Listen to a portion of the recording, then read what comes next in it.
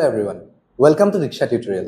আজি আমি পঢ়িবলৈ যাই আছো ক্লাস 12 ইকোনমিক্সৰ ফাৰ্স্ট চেপ্টাৰ যেটো হল সাৰ্কুলাৰ ফ্লো অফ ইনকাম। আমি সন্দীপ গাৰ্গ বুকখন ফলো কৰিম। সো আহক আজি আমি স্টাৰ্ট কৰো আৰু এনেকৈ আমি ভিডিও আপলোড কৰি থাকিম। আমি গোটেই ক্লাস 12 যিখিনি ইকোনমিক্সৰ গোটেই চেপ্টাৰছ খিনি আছে সেইখিনি একদম সিৰিয়ালিকে আমি আপলোড কৰিম। তো আজি আমি ফাৰ্স্ট চেপ্টাৰটো কৰিম। আহক আমি চেপ্টাৰটো স্টাৰ্ট কৰো। সো লাষ্ট আমি প্ৰিভিয়াস ক্লাস 11ত আমি পঢ়ি আহিছো যে মাইক্ৰো ইকোনমিক্সৰ বিষয়ে। তো আমি এটা বেসিক ডিফাৰেন্স আমাৰ আছে যে ইকোনমিক্সৰ দুটা পাৰ্ট থাকে, এটা হল আপোনাৰ মাইক্ৰো আৰু এটা হল ম্যাক্ৰো, হয়নে? এটা হল মাইক্ৰো, এটা হল ম্যাক্ৰো। এটা মাইক্ৰোই কি কৰে? মাইক্ৰোই আপোনাৰ এজন ইন্ডিভিজুৱেলক চাই, ঠিক আছে? মাইক্ৰোৰ কনসেপ্ট বিলাক বহুত কি হয়, ন্যাৰো হয়, বহুত সৰু হয় মাইক্ৰো কনসেপ্ট বিলাক। কিন্তু ম্যাক্ৰো কনসেপ্ট বিলাক হয় বহুত ব্ৰড, মানে ডাঙৰ, ঠিক আছে? তো মাইক্ৰোই কি চাই? এজন ইন্ডিভিজুৱেলৰ ইনকামবোৰ চাব বা তেওঁ কিমান খৰচ কৰি আছে। কিন্তু ম্যাক্ৰোই আকৌ ডাঙৰ বস্তু চাই। তো এইটো কোৱা হয় এন্ড আই আৰু এইটো কোৱা হয় ইগল আই, ঠিক আছে? তো এটা যদি এক্সাম্পল দিও, এক্সাম্পল যদি আমি দিও ইনকাম অফ এন ইন্ডিভিজুৱেল আৰু এটা এক্সাম্পল যদি আমি দিও, এটো হল ন্যাশনাল ইনকাম, ঠিক আছে? সো হেতু হল আপোনাৰ বেসিক এটা difference between micro economics and macro economics, ঠিক আছে? Our next topic is sector of an economy. এটা ইকোনমিক চাৰিটা সেক্টৰ থাকে। এই চাৰিটা sector hall, the first sector is household, second sector is firm, third is government, and fourth is rest of the world, ঠিক আছে? এতিয়া গোটেইটাৰ আমি meaning বুজিম। তো হাউস হোল্ড মানে হল আমি ইন্ডিভিজুৱেলস খিনি, প্ৰত্যেকজন ব্যক্তিক ধৰিব পাৰো। ফাৰ্মস বুলি ক'লে হল মাৰ্কেট বা প্লেস যৰ পৰা আমি বস্তুবোৰ কিনো। আৰু গভৰ্নমেন্ট মানে তো আমি সকলোৱে বুজি পাওঁ। আৰু ৰেষ্ট অফ দ্য ওয়াৰ্ল্ড মানে হল বাকি আদাৰ কান্ট্ৰিজ বিলাক বা আদাৰ আমাৰ ইণ্ডিয়াত বাহিৰে বা আমাৰ ষ্টেটত বাহিৰে বাকি কান্ট্ৰিজবোৰ যে আমাৰ লগত ট্ৰেড কৰে, ঠিক আছে? এতিয়া ক্লোজ ইকোনমি এটাত যদি আমি ধৰো ক্লোজড ইকোনমিত মেইনলি দুটা সেক্টৰ থাকে আৰু আমি মেইনলি দুটা সেক্টৰৰ কথাই পাতিম। First one is house hold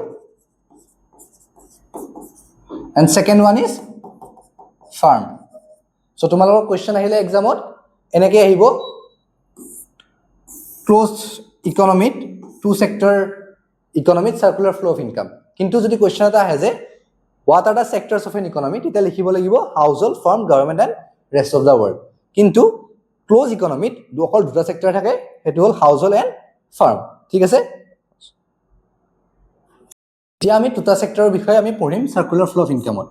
এটা আছিল আমাৰ হাউস হোল্ড, আমি সবে জানো, আৰু এটা আছিল ফাৰ্ম। এতিয়া ইহৰ দুটাৰ মাজত কেনেকৈ ইকোনমি ট্রান্সফরমেশন হয় বা ট্রান্সফার হয় ইকোনমি, ঠিক আছে? সোয়া হাউস হোল্ড মানে তো আমি অলরেডি কলো যে ইন্ডিভিজুৱেলস খিনি। তো হাউস হোল্ডে কি কৰে? এতিয়া যদি আমি এটা এক্সাম্পল দিও, for example this is our coaching centre, ঠিক আছে? এতিয়া আমি যদি ইয়াতে কাম নকৰো, ইয়াত এডুকেশন প্ৰডিউস হ'ব নেকি? ডেফিনেটলি নহয়। তো উইদাউট আস এই কোচিং সেন্টাৰটো একোৱে নহয়, হয়নে? তো মাৰ্কেট এখন কেতিয়া চলিব? যেতিয়া তাত ইন্ডিভিজুৱেলস খিনি কাম কৰিব। ফৰ এক্সাম্পল মই যদি SBI বেংক বা কানাড়া বেংকৰ কথা কওঁ, তাত যদি ষ্টাফে নাথাকে তেতিয়াহ'লে সিহঁতে কিবা কাম কৰিব পাৰিবনে? ডেফিনেটলি নোৱাৰে। সো হাউস হোল্ডে কি কৰে? নিজৰ কামখিনি ফাৰ্মছত দিয়ে। আমি হাউস হোল্ড বা ইন্ডিভিজুৱেলস খিনিয়ে ফাৰ্মছত কাম কৰো, যেটোক আমি আৰু এটা নাম কি দিও, ফেক্টৰ সার্ভিস, ঠিক আছে? হয় নে নহয়? এতিয়া মই যদি ক'বাত কাম কৰি আছো, ইন ৰিটাৰ্ণ মোক পইচা দিব নে নিদিয়ে? মোক মানি দিব, মোক ওয়েজেস দিব, হয় নে নহয়? যদি মই তোমাৰ বেংকত কাম কৰি আছো, মোক কি দিব? স্যালাৰি দিব, হয়নে? যদি মই কাৰোবাৰ কাৰণে হাজিৰা কৰি আছো বা মই ডে লেবাৰ কৰি আছো, মোক কি দিব? ওয়েজেস দিব। সো আমি ফাৰ্মছত কাম কৰাৰ কাৰণে আমাক ইন ৰিটাৰ্ণত যেটো মানি দিয়ে, এটুক কয় ফেক্টৰ পেমেন্ট বুজি পাই আছো ইয়ালৈকে সো কোশ্চেন আহিব পাৰে এক্সামত যে what is factor service and factor payment so the answer is the service provided by the household in firms is called factor service and the money or the payment offered by the firm to the household is called factor payment ঠিক আছে মই definitions খিনি পিছত add কৰি দিম বা তোমাৰ যিখিনি নোটস আছে আমি এখিনি ডেসক্ৰিপচনত এড কৰি দিম সো ইতিয়া চাও ইতিয়া ফাৰ্মছৰ পৰা আমি ললো আমি পইচা পালো ইতিয়া সেই পইচাখিনি আমি ইউজ কৰিম নে নকৰিম ইতিয়া ধৰা আমি পইচা পালো আমি তো পইচা খাব নোৱাৰো নে পাৰো যে আজি আমি ধৰা 10 টকা খাই আছো হেনকাটো কৰিব নোৱাৰো তো আমাক কি লাগিব আমাক খাবৰ কাৰণে বস্তু লাগিব বা আমাক সার্ভিস লাগিব তো আমি যিখিনি পইচা পালো সেইখিনি পইচা আমি কি কৰিম আকৌ ফাৰ্মছত খৰচ কৰি দিম তাৰ মানে আমি ফ্যাক্টৰ পেমেন্ট হিচাপে মানি হে পালো তো মানিটো আমি একো কৰিব নোৱাৰো আমাক গুডছ এন্ড সাৰ্ভিসেস লাগিব তো সেই পইচাখিনি আমি আকৌ ফাৰ্মছতে দিলো মাৰ্কেটত তো এটুক কোৱা হয় কনজাম্পশন এক্সপেন্ডিচাৰ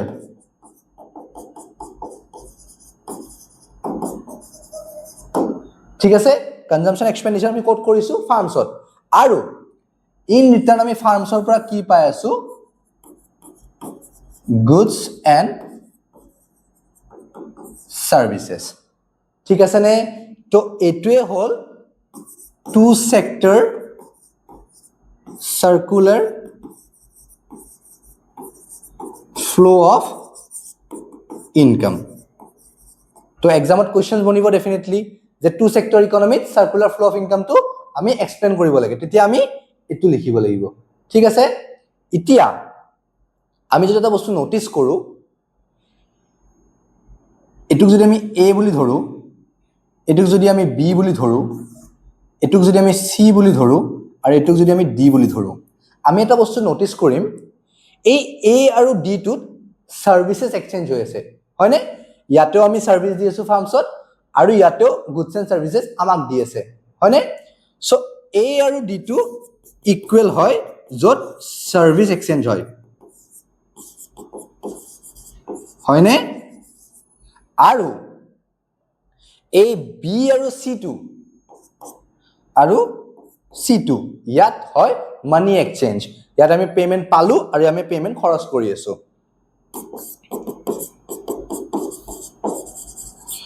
সো এ আৰু ডি টু সাৰ্ভিসক লৈ হয় ইয়াক কোৱা হয় ৰিয়েল ফ্লো কি বুলি কোৱা হয় ৰিয়েল ফ্লো ঠিক আছে আকৌ বি আৰু সি টু কিহৰ লগত ৰিলেটেড মানি তো ইয়াক কোৱা হ'ব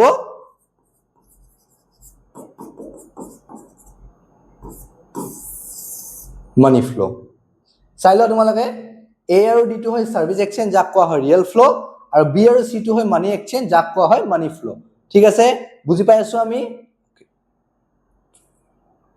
এতিয়া আমি পঢ়িম সার্কুলার ফ্লো অফ ইনকামত তিনিটা মেইন ফেজ থাকে যে এটোৰ পিছত এটো হয় বা এটোৰ পিছত এটো হয় আমি সেই ফেজ তিনিটা পঢ়িম সাবা তো ফার্স্ট ফেজ টু হল জেনারেশন ফেজ ইয়াত কি হয় নিজৰ ইন্ডিভিজুয়ালস বা হাউসহোল্ডস বিলাকে নিজৰ সাৰ্ভিসটো দি কিনে ফাৰ্মছত বস্তুবোৰ প্ৰডিউস কৰে ঠিক আছে নেক্সট টু হল ডিস্ট্ৰিবিউশন ফেজ ইনকাম ফেজ তো মই যে সাৰ্ভিস দিছো তাৰ কাৰণে মোক কি দিছে ফাৰ্মছে পইচা দিছে মানি দিছে ওয়েজেস দিছে হয় না নহয় তো মই পালো এটো হল ইনকাম ফেজ থার্ড টু হল এক্সপেন্ডিচাৰ ফেজ তো মই যিখিনি মানি পাইছো সেই মানিখিনি মই কি কৰিম মই খৰচ কৰিম নিজক লাগতিয়াল বস্তুখিনি বা মোক যে সাৰ্ভিস লাগা আছে সেই সাৰ্ভিসখিনিৰ কাৰণে মই এখিনি খৰচ কৰিম হয়নে তো এটো কয় এক্সপেন্ডিচাৰ ফেজ এটা আমি আকৌ ভালকে অলপমান বুজিম সাবা এটো হল হাউসহোল্ড ইন্ডিভিজুয়ালস বিলাক ইয়াৰ পৰা ইহতে সাৰ্ভিস দিছে ইয়াতে প্ৰডিউস কৰিবৰ কাৰণে এটো প্ৰডাকশন ফেজ ইন ৰিটাৰ্ন ইয়াৰ পৰা পইচা গৈছে মানি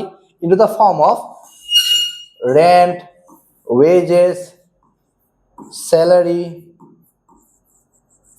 etc ঠিক আছে তাৰ পিছত আমি যিখিনি পইচা বা মানি পালো এইখিনি আমি কি কৰিম আমাক যিখিনি লাগা আছে বস্তু এইখিনি আমি খৰচ কৰি দিম হয়নে তো এটো হল তোমাৰ এক্সপেন্ডিচাৰ ফেজ আৰু ইন ৰিটাৰ্ন আমি গুডছ এন্ড সাৰ্ভিসেস খিনি পাম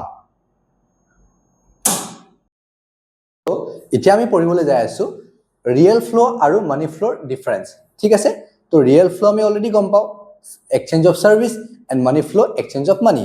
তো ৰিয়েল ফ্ল'ত কি হয়, দ্য ফ্ল' of goods and services between house hold and farm. তো হাউজ হোল্ড আৰু ফাৰ্মছৰ মাজত গুডছ এণ্ড ছাৰ্ভিচেছৰ ফ্ল' হয়, কিন্তু ইয়াত হয় আকৌ মানিৰ ফ্ল', ঠিক আছে। It involves exchange of goods and services আৰু it involves exchange of money. ইয়াত তোমাৰ ছাৰ্ভিচেছ এণ্ড গুডছ এক্সচেঞ্জ হয় আৰু ইয়াত মানি এক্সচেঞ্জ হয়। এতিয়া ৰিয়েল ফ্ল'ৰ আন এটা নাম হ'ল ফিজিকেল ফ্ল', ঠিক আছে, আৰু মানি ফ্ল'ৰ আন এটা নাম হ'ল নমিনেল ফ্ল', ঠিক আছে। আৰু এটা ডিফাৰেঞ্চ আছে, সেইটো ডিফাৰেঞ্চ হ'ল এই বস্তুটো ৰিয়েল ফ্ল'টো কেতিয়াবা আমাৰ যিটো বাৰ্টাৰ চিষ্টেম, সেই বাৰ্টাৰ চিষ্টেমত কেতিয়াবা প্ৰব্লেম আনে। যেনেকৈ ধৰা মোক 1 কেজি চাউল লাগে আৰু মোৰ হাতীৰ ব্যৱসায়, মানে মই হাতী পুহো, তো মই কেনেকৈ মোৰ 1 কেজি চাউলৰ কাৰণে মোৰ হাতীটো মই বিক্ৰী কৰি দিম বা তেওঁক মই দি দিম, মই নোৱাৰো দিব। তো সেই এক্সচেঞ্জ অফ ছাৰ্ভিচ বা গুডছৰ প্ৰব্লেমটো ইয়াতে আহে। কিন্তু মানিৰ ক্ষেত্ৰত মানি ফ্ল'ৰ সেইটো বস্তু নহয়, বিকজ প্ৰত্যেকটো বস্তুৰ এটা নিৰ্দিষ্ট দাম থাকে, ঠিক আছে। টপিক হ'ল আমাৰ আৰু এটা ইম্পৰ্টেণ্ট টপিক হ'ল ষ্টক এণ্ড ফ্ল'। তো ষ্টক মানে আমি যদি বুজো, stock refers to that variable which is measured at a particular point of time. তো ষ্টক বুলি ক'লে আমি সেনেকুৱা ভেৰিয়েবল বিলাক বুজি পাওঁ যিবিলাক তোমাৰ এটা পাৰ্টিকুলাৰ পইণ্টত মেজাৰ কৰা হয়। যেনেকৈ আমাৰ নেশ্যনেল কেপিটেল, ৱেলথ, গুডছ এটা particular date, production of goods এটা পাৰ্টিকুলাৰ ডেট। যেনেকৈ আজি আমাৰ নেশ্যনেল ইনকাম কিমান, আমাৰ নেশ্যনেল ৱেলথ কিমান, তো আমি কি কৰিম আজিৰ ডেটত, আজি গ'ল্ডৰ প্ৰাইচ কিমান চলি আছে, আমি কি কৰিম আজিৰ ডেটৰ বস্তুটো চাম, হয়নে। ষ্টক ভেৰিয়েবলছ, আমি আজি কিমান ৰেট চলি আছে আমি এইটো চাম। ফ্ল'ৰ ক্ষেত্ৰত আকৌ কি হয়, ফ্ল' variable refers to that variable which is measured over a period of time. তো ফ্ল' ভেৰিয়েবলত কি হয়, over a period of time আমি চাওঁ যে যোৱা গোটেই মাহত মোৰ ইনকাম কিমান হ'ল, বা যোৱা গোটেই মাহত মোৰ লছ কিমান হ'ল, যা গোটেই বছৰটোত মোৰ ইনকাম কিমান হ'ল, ঠিক আছে। বা আমি যদি ধৰিব পাৰোঁ যে লাষ্ট ইয়াৰ আমাৰ ফেক্টৰীত কিমান কেইখন কাৰ প্ৰডিউচড হ'ল, ঠিক আছে, বা কিমান কটন প্ৰডিউচ হ'ল, এইটো হ'ল তোমাৰ ফ্ল', যিটো এটা over a period of time আমি মেজাৰ কৰোঁ, নট এটা পাৰ্টিকুলাৰ টাইম। যদি তোমাক কওঁ যে তোমাৰ লছ হৈছে, তুমি এদিনৰ লছটো চাবা বা তুমি এদিনৰ ইনকামটো চাবা, নে তুমি অভাৰঅল তোমাৰ মাহত কিমান লছ বা ইনকাম হৈছে এইটো চাবা। অভাৰঅল ডেফিনেটলি আমি অভাৰঅল মাহটো চাম। তো সেইকাৰণে এইটো হ'ল এটা ফ্ল' কনচেপ্ট, ঠিক আছে। এতিয়া আমি নেক্সট পাৰ্টটো হ'ল আমাৰ ফ্ল' আৰু ষ্টকৰ ডিফাৰেঞ্চ। ফ্ল' অফ ইনকাম চালো, টু চেক্টৰ ইকনমিত চালো, হয়নে, ৰিয়েল ফ্ল' আৰু মানি ফ্ল'ৰ ডিফাৰেঞ্চ চালো, ষ্টক আৰু ফ্ল' পঢ়িলো। এতিয়া আমি পঢ়িম ষ্টক আৰু ফ্ল'ৰ ডিফাৰেঞ্চ।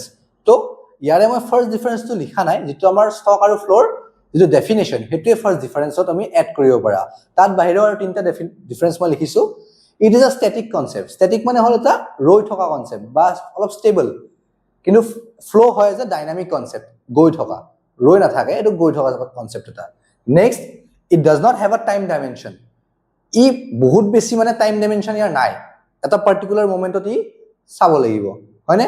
কিন্তু ইট হেজ আ টাইম ডাইমেনশ্যন, কিন্তু ইয়াৰ এটা টাইম ডাইমেনশ্যন আছে, ই দূৰলৈকে যাব পাৰে। Next, population of India on 29/6/2026, তাৰমানে জুনৰ 29 তাৰিখত ইণ্ডিয়াৰ পপুলেশ্যন কিমান, এইটো হ'ল এটা stock flow', because on date particular date এইটো মেজাৰ কৰা গৈছে।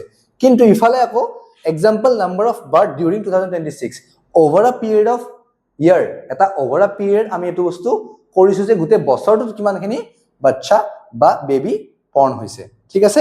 তো এইটো তোমাৰ ডিফাৰেঞ্চ হ'ল। এতিয়া HSLC তোমালোকে ক্ৰছ কৰি আহিছা, তো তোমালোকৰ কুৱেশ্যনছ বিলাক অলপ ডিফাৰেণ্ট হ'ব। তো 12ত তোমাৰ কেতিয়াবা বৰ্ডছত কুৱেশ্যনছ আহে, কিছুমান দি দিব বস্তু, দি কিনে তোমালোকক সুধিব যে এইটো ৰিয়েল ফ্ল' হয় নে মানি ফ্ল' হয়, বা সুধিব যে ষ্টক হয় নে ফ্ল' হয়, হয়নে। চ' এতিয়া কিছুমান কুৱেশ্যন আমি অলপ চাম যে কি কি থাকিব পাৰে। ফাৰ্ষ্ট আমি যদি ধৰো, আমি যদি এটা কেটেগৰী আমাক ডিভাইড কৰিব লাগে যে ষ্টক হয় নে ফ্ল' হয়। ফাৰ্ষ্টটো আমি যদি ধৰো লছ, ষ্টক হয় নে ফ্ল' হয়, কোৱাচোন অলপ ভাবি কিনে তোমালোকে, ষ্টক হ'ব নে ফ্ল' হ'ব, কোৱা, ষ্টক নে ফ্ল', এইটো হ'ব ফ্ল'। কিয়, বিকজ লছটো আমি অভাৰ আ পিৰিয়ড চাওঁ, আমি অলৰেডি ডিছকাছ কৰিছিলো নহয়। নেক্সট থাকিব প্ৰফিট, প্ৰফিটটো কি হ'ব, আগেইন ফ্ল', অভাৰ আ পিৰিয়ড চাওঁ আমি, হয় নে নহয়, আমি এটা অভাৰ আ পিৰিয়ড চাওঁ। নেক্সট কি আৰু চাব পাৰো আমি, কেপিটেল, কেপিটেল কিন্তু হ'ব stock, because on a particular moment আমি চাই আছো, হয়নে। তো কেপিটেলটো হ'ব ষ্টক। তেনেকৈ তোমাৰ কুৱেশ্যনছ আহিব পাৰে, চ' এইটো বস্তু নিজে চাবা। দেন এটা আহিব পাৰে জিডিপি আমিতো অলৰেডি পাম এইটো বস্তু গ্ৰছ ডমেষ্টিক প্ৰডাক্ট এইটো হয় ফ্লো কিয় ওভাৰ আ পিৰিয়ড চোৱা যায় হয়নে